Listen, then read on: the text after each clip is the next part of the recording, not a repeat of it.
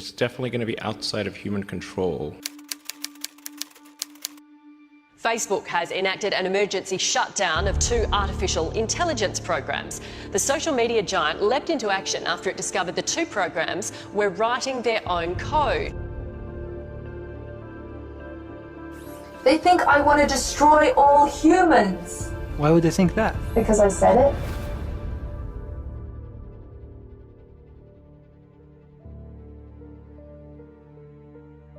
I was at a meeting of all 50 governors and talked about just AI danger, and I talked to everyone I could. No one seemed to realize where this was going. I tried to convince people to slow down AI. This was futile. I tried for years. Nobody listened. AI is no longer in the future. It's here. Much of the infrastructure that we need to build AI machines is starting to appear in our commercial applications, but specifically the internet.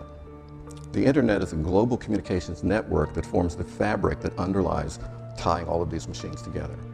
The internet was designed by the Defense Department to be very robust, so that you could attack bits and pieces of the internet, but you could never turn it off. The other side of that is the internet doesn't have an off switch. You have reason for concern when you start creating intelligent machines that do not have an off switch. The percentage of intelligence that is not human is increasing, and eventually we will represent a very small percentage of intelligence. We're all collectively programming the AI, and Google plus all the humans that connect to it are one giant cybernetic collective.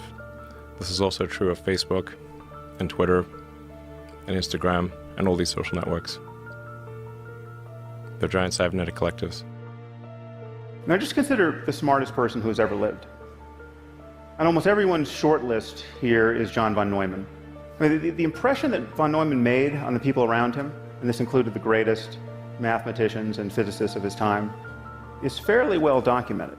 I mean, if only half the stories about him are half true, there's no question he's one of the smartest people who's ever lived. So consider the spectrum of intelligence. Okay, we have John von Neumann, and then we have you and me, and then we have a chicken. It seems overwhelmingly likely, however, that the spectrum of intelligence extends much further than we currently conceive. And if we build machines that are more intelligent than we are, they will very likely explore this spectrum in ways that we can't imagine, and exceed us in ways that we can't imagine. All aspects of our economy are going to be impacted. One of my concerns is that these systems do not fail gracefully. If we look at training versus coding, the old days you got in front of your machine and you typed in and you told the computer exactly what to do. Today you train your machine, meaning if you want to teach a machine to make pancakes, you let it watch 100 people make pancakes and it will figure out how to do that. The problem with training is that you're never quite sure what you've trained the machine to do. So even though it performs at 99.9% accuracy, you never know when it's going to make a mistake. You can imagine there are going to be impacts, and one of them is actually very good. It's called utopia.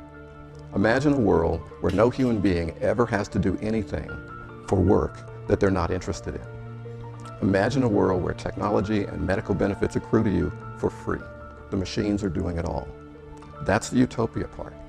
But now imagine a system failure.